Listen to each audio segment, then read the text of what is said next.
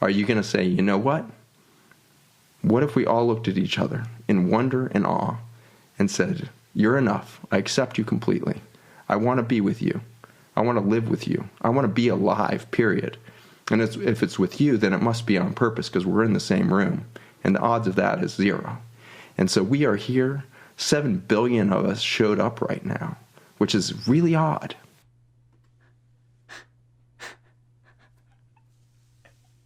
If that doesn't make you emotional, give you chills, I don't know what will. Bro, we ended up in the same room for a reason. 7 billion people. Because the chance of that is 0. Is 0. Whoa. What? What are you doing there? You showed up for another episode of Learn With Us, where we take content that is worth your time. This guy's silly. And we learn from it with you. With you. With you. With you. Today, a man that we just recently discovered. Yes, we love discovering new cool people like this guy. Who just drop knowledge bombs. Constantly. More than knowledge bombs. Yeah. It's like... way of life bombs. Oh my god. Yeah. Yeah. This man, I don't know if any of you have heard of him, but if you haven't, you gotta check him out. Got it. His name is Dr. Zack Bush. MD. Da-da. Does doctor and MD... Does saying doctor mean that he's already MD? I Is think that redundant? MD is a type of doctor. But hey, we're not smart, so help us out in the comments below. Anyway, this is a little segment from a podcast he had, where he was hosted on. Yep. And yeah, you're just gonna have to dive right in. Yeah, I watched it. It blew me away beyond measure, and I had to show Eli. And so I haven't seen it yet though. Also have to show all of you. Let's go. All right, kids. Let's go. And in the ICUs, when I was practicing intensive hospital medicine, I got the privilege of being around human beings at the end of life, another subspecialty in hospice and palliative care, and dealing with end-of-life things for 4 years with a hospice group. And at the end of life, we've termed it death. And what I've laid out for you today is the possibility of the death of our species in 70 years, 100 years, who cares? If it's 200 years, it's still pathetic. And so we're looking at the last chapter of life on Earth with our current course of action. But let me tell you about what my experience has been in those last moments with patients who are dying. We have the belief, I think, in our subconscious because of the movies we watch, because of the TV shows we watch, because of our big divorce from the death process. It's become sterilized. You have probably not seen many people die. You've probably not seen your loved ones die. No. They've probably died in operating rooms or in ICUs, or they died before you could fly across the country and see them or be... And so very few human beings are now watching this process of death, and it's allowed death to be defined as an endpoint, as a contraction or a disappearance, rather than what I've actually seen it to be. And what I've seen it to be is a massive expansion of consciousness, of reality, of awareness, and ultimately of love.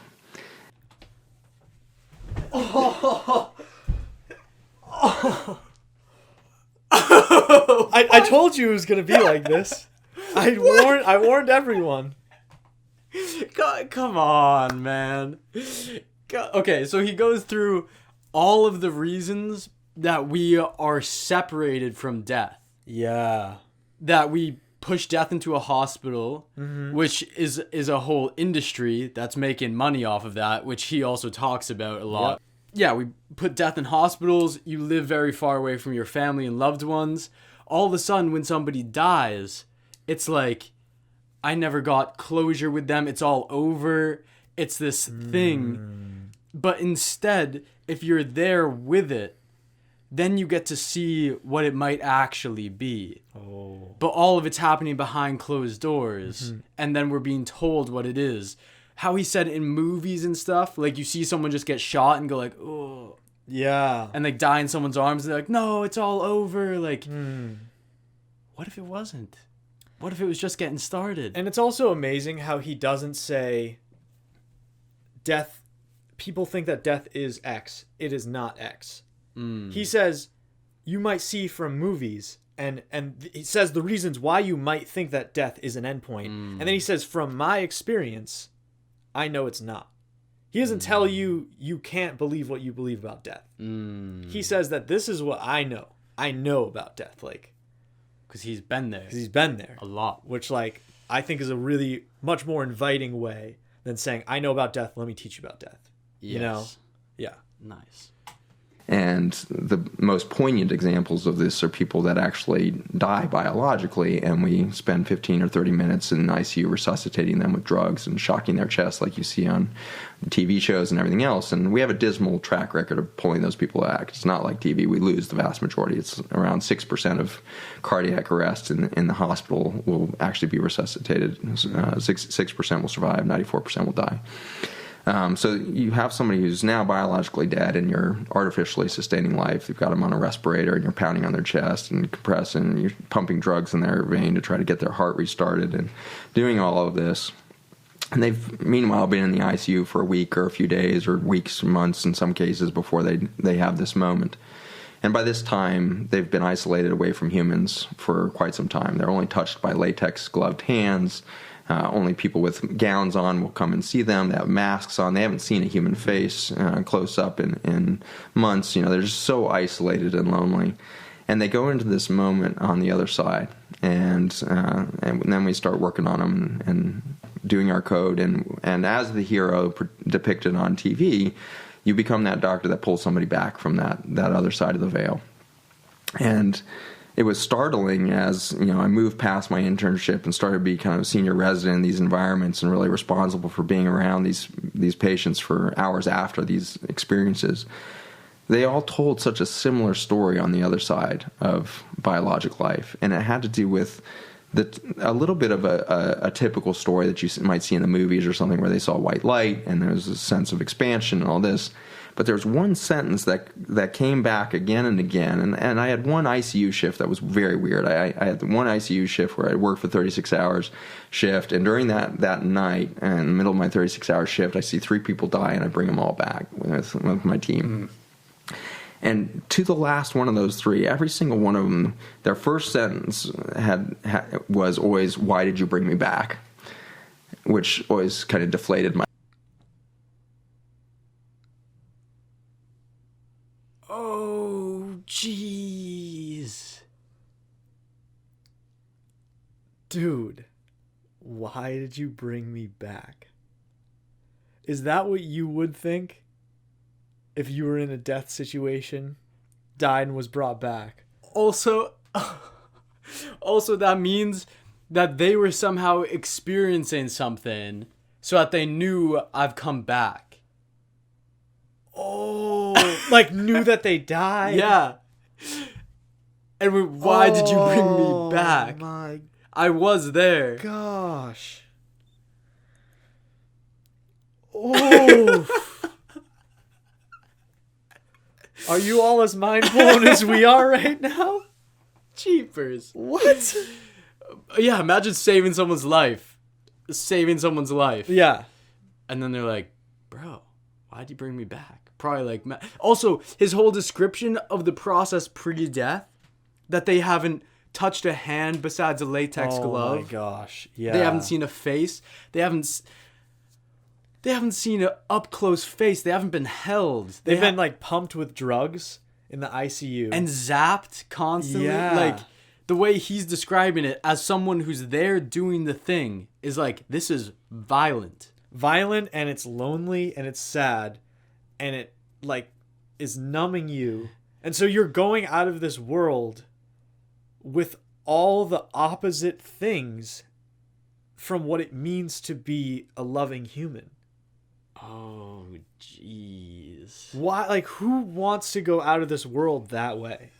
Inflated my All win. of them said that? Yeah, they all said, "Why did you bring me back?" And the variety was huge. One of these was an African American pastor, had over 200 visitors in his ICU room in the days before he passed away. And the other one was, this very isolated, kind of ostracized gentleman in his community who was dying of complications of AIDS. And then I had this kid who had genetic defects and all this stuff, and he was dying of complications of pneumonia because he couldn't breathe anymore because his skeleton had collapsed. So you just couldn't pick 3 different medical cases or 3 different human beings. And every one of them, first sentence, why'd you bring me back? And then as they start to get oriented, and in the hours that follow, they are telling their loved ones, I went into this space, and it was bright white light everywhere, and I, in that moment, felt completely accepted for the first time in my life. And that was an unexpected sentence to hear out of multiple accounts. I felt completely accepted for the first time in my life. Even a pastor goes, I felt accepted for the first time in my life. With tons of people around him as he dies. What? That just brings me to the feeling of, like, I don't think that's inherent. I don't think after every living being dies, they're going to be like, oh, I feel completely accepted for the first time in my life. I think a big part of that is how we treat people and how our society functions in a way that we are in so many ways, I can't go through any of them right now, working against our own human nature. And that's just normal. And so if you're working against your own human nature, you're not able to accept what you really are, ever. Because you're human. And so once you die, if you get that acceptance for everything, if you are expanded and you're no longer held down by societal constraints, you're just going to be accepted for that thing that you are. There's not going to be any caveat. But all you are is just that thing that you are, that you always were. Yes, you're no different. Imagine if we could have humans that felt like that on a day-to-day basis while they were living. Humans that felt completely accepted and loved no matter what for who they were.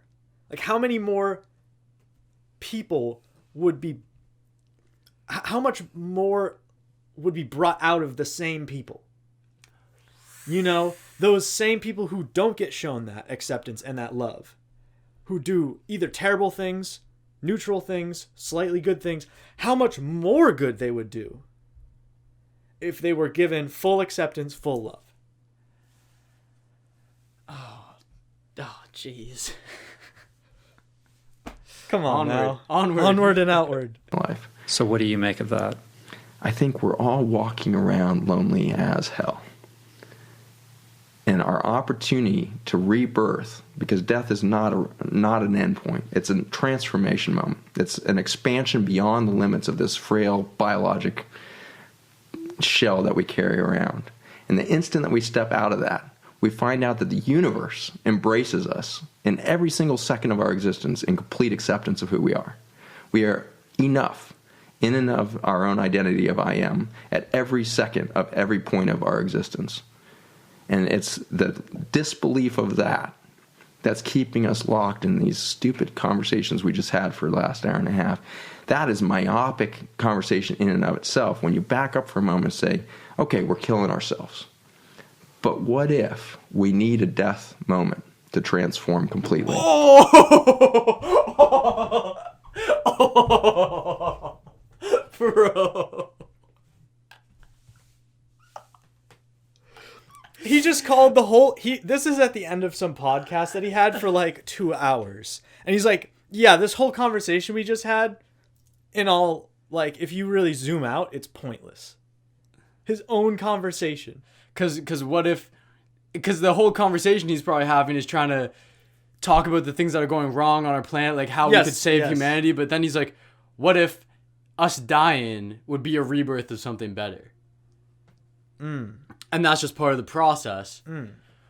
But I think on a more positive note, what if this is the rebirth? What if we've seen enough death and we as a conscious species can learn from that death that's all around us and actually evolve ourselves? Or say that we don't know. We don't know where this is all headed, and that's okay. I feel like saying that is really, really powerful. And also, when he just said, I think we're all just lonely as hell. Yeah. not feeling accepted. I feel like there are so many things that come from the loneliness that so many of us feel. And even like if you're watching this and you're saying like, oh, I'm not lonely. I feel like there have been so many times in my life where I am so numb to the feeling of loneliness that I don't even recognize that I'm lonely, which is so sad because it's so normal in our society, this individualistic society, to not feel like you are part of this greater tribe of people. And so if you're just constantly doing that, constantly going against your own nature, constantly not accepting who you are, which is that you are someone who belongs in community with people, then you are going to be lonely as hell, but you're going to be numb to it. And imagine all the things you could do if you weren't carrying numbness around. Yeah. Because all numbness is a callus that's blocking from what you could actually be doing. Yeah. Yeah. Oh. Blocking from the pain of loneliness, but also blocking from the joy of love. Exactly. Oh, geez. Get out of here. To let go of all of the preconceived notions of what it is to be human and to say, you know what, we are beings of light and we are completely accepted at every moment, including this moment when we would rape the earth of what we're raping it of, when we would kill each other at the rate we do, when we would destroy the entire ecosystem of a green planet in the middle of black space, when we would have that level of hubris, we're still completely accepted. And our journey is somehow understood by something more benevolent and more complete than we can see as human beings. And so let's not beat each other up over this issue. Let's not see this as a failure. Let's see this as an obvious next step in our journey. And death is the inevitable thing marching at us that's going to say, are you going to wake up and see the transformation at that moment of death and transformation, and you're going to say goodbye, Homo sapiens? Or are you going to do it a moment before that, in the body, before the doctor starts the resuscitation? Are you going to say, you know what? What if we all looked at each other in wonder and awe and said, you're enough. I accept you completely. I want to be with you. I want to live with you. I want to be alive, period. And if it's with you, then it must be on purpose because we're in the same room. And the odds of that is 0. And so we are here. 7 billion of us showed up right now, which is really odd.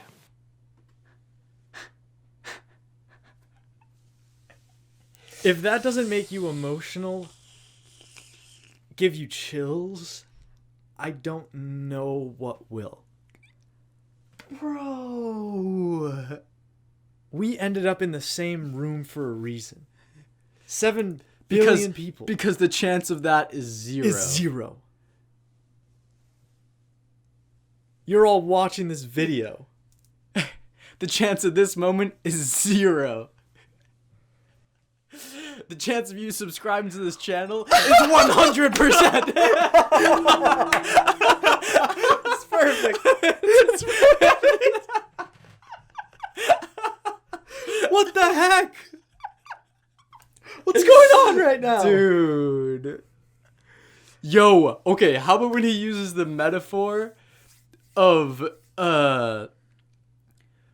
you're in this body right now, the moment before death. Are you going to wait till after death or to before the surgeon, the doctor, starts resuscitating you? The doctor, meaning whatever life force is, that's going to bring you back when you're dead and it's not the end. You are going to be brought back by something. It's going to happen either way. Are you going to have acted before that? Or are you going to wait until you wake up and go, why did you bring me back? Oh, man. Zabba-dabba-dooba! Come on. This is crazy. This is crazy. Because I just laid out a horrific story of what's happening on the planet. And yet 7 billion of those white souls that seconds after death are going to realize that they are who they've always been. They're fully accepted. And they are moving in true love. And that white light is the love. And they're in that space. What if we can transform before we die? Then there's no reason to go to Mars. There's no reason to go anywhere else. Because we will do absolutely every single thing differently here on Earth. And we're going to do it differently by just that simple recognition of I am who I am, you are who you are. That's enough, and I accept you completely. And let's figure out how to do this within the design of nature. Yo, what if that was... this is some inspiration from an indigenous way of beginning all of their formal events. Actually beginning all of their events. Okay. But they would do a Thanksgiving speech where they would go through all the things they're thankful for. Imagine if before every presidential debate, if before every discussion in the White House or the Senate, whatever it was, or in your town's town hall meeting, you had to look your opposition in the eye and say, I see you as human. I recognize you. I accept you as who you are. And then the discussion begins. Different discussions. Wow. Because that recognizes that we have way more common ground than we have differences. Way more. We like to think the opposite. We like to think that we have everything not in common with the people on the other side of the aisle. But we have almost everything in common with them. Jeez. This is why you need to look up Dr. This Zack is Bush. why you need to look up Zack Bush and never stop watching him for the rest of your life. There's enough energy, there's enough food, there's enough soil, there's enough commodities, there's enough resources for everybody on the planet to thrive at a level that's never been experienced in human history. We cannot continue any form of human economic systems that have ever existed before and expect us to escape the death moment. We literally have to reinvent everything. And so if you are under the age of 18 right now, you are the last generation that may live to the fullest extent of the human potential. It is you who are being called to transform because you showed up right when you did. If my generation is to do anything, it was to say, oh my gosh, we're going in the wrong direction. But my generation doesn't have enough time now to turn the boat around, reinvent everything. And so our mission is not to inspire the farmers that are currently fighting the good fight. It's to inspire their children to do the right thing and do it differently, connected to new children who are in the cities, who are in the tech world, wherever they are. Connect those kids back, give them a sense of that unity, give them a sense of the oneness, and give us all a sense that this is the inescapable optimism, as we are going to transform, period. And it may be right out to the point of our death, or miraculously, it might just happen right before it. That was one of the best monologues I've ever heard in my life. Preach it, brother. That was amazing. Oh, my God. You're this incredible contradiction in terms with the doomsday and the optimism and the deep-rooted experience and knowledge in science, and yet somebody with a vast capacity for spiritual exploration. You're a wizard. You're a gift, my friend. We all are. And that's the excitement that I have, is you can't actually come close to the science of atomic physics or astrophysics or human biology without an overwhelming sense of we are just so far beyond logic. We're so far beyond the material world. We are these entities that are moving with such power, and we have been kept from that power. And we've been kept from it so that power can be taken from us and consolidated in the hands of a few. What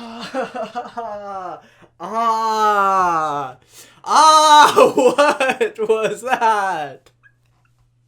I told you had to watch that. Oh my god. I told you had to watch that. And now you've seen it, and now you will never be the same. I want to share that with everyone I know. Everyone I know. That's my plan. I'm going to do that. Yeah. Now. I'm going to do that now. Yeah. If you want to do something really cool for us, too, you could share this with everyone you know. And then it's a win-win. It's a win-win. Because you get more content like this. Oh, yeah. And your family, your friends, your enemies also get content like this. Ooh, your enemies? I like that. Yeah. Jeez. Wow. All right. We have so much happening up here right now that we need to decompress with. And so once we do that, by the time this video is released, we'll be able to talk with you all in the comments about whatever just happened. What just happened? And so, yeah, I don't know if we're able to do it right now. Remember that you are made of light, and you're here to change the world before we all die. Or after we all die, but hey, preferably before the resuscitators are hitting your chest. Because the chances of you being here are 0. Zip. And with that, much love.